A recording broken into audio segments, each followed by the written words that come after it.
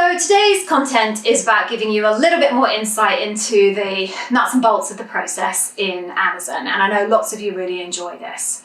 So it's quite different to the situation with other organisations where they tend to stage gate the different parts of an application process.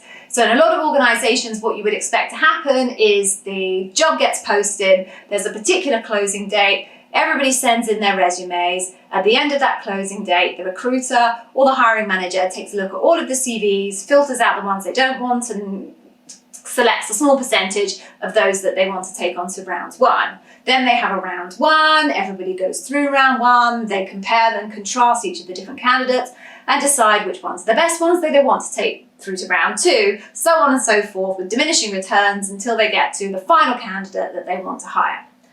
Amazon doesn't work like that. The way Amazon does it is a concept called first past the post. So basically, and the best way I think to summarize it is, you're really treated as kind of just like as if you were the only person being interviewed for this role. Each individual person goes through the process on their own merits against the bar of the leadership principles and raising the bar of the leadership principles. So you're not stacked up against a bunch of other people. You are interviewed and judged against a standard, not against the competition, which I think is pretty unique, right?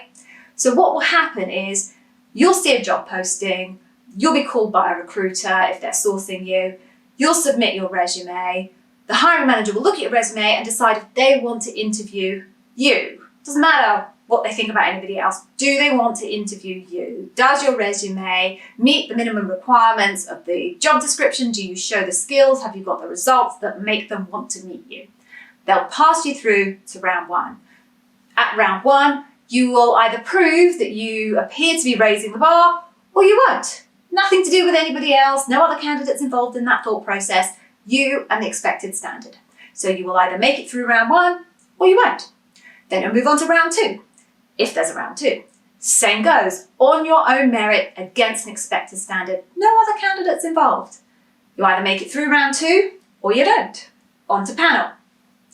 Same with panel. Not compared to anybody else, you're compared to the expected standard. Now, as you're moving through round one, round two, round three, like a little factory, other people are coming through the process behind you. So even though I, as a hiring manager, may be interviewing someone at panel, final stage, I'm still going to be looking at CVs from other candidates because who knows, this person may not make it through to raising the bar at Loop. They may not get an offer. So I'm still interviewing at round two. I'm still interviewing at round one. I'm still looking at CVs. It ain't over until it's over from an Amazon point of view. So the only exception is when you might actually find yourself in a situation where you are being compared to other candidates, and it really doesn't happen all that often, is if your loop is happening and there is another loop coming up behind you really soon. Or maybe someone's just had a loop before you and you're all kind of clustered together in the space of a week or a week and a half. In those rare circumstances, a hiring manager might decide to hold off making an offer to a candidate if they're raising the bar and wait and see what happens with the candidates that are really close to them in time-wise. If you're not raising the bar, you're not raising the bar, right? So you will not get hired if you're not raising the bar. It's only the situation where a hiring manager and a bar raiser believe that a candidate is raising a bar, but they've got another candidate coming to panel really, really soon. It's too late to cancel it. They kind of want to take the opportunity to see if that other candidate is even stronger. That's the only time where you might be compared to another candidate.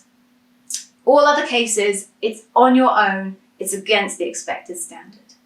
Now, if a hiring manager is lucky enough, and this is really, really rare, to find a candidate who they believe is raising the bar, hold out for the next candidate that's coming up behind them and discover that they too are raising the bar, and there's only one role available, what's most likely to happen is the hiring manager will make an offer to the first candidate. If that candidate declines the offer, then they have their backup candidate.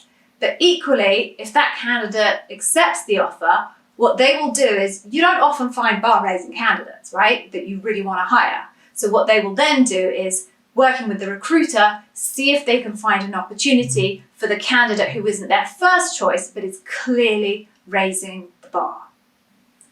So sounds a little bit complicated, but you just really need to think about it as a conveyor belt. And sometimes as a hiring manager, it really does feel like a conveyor belt.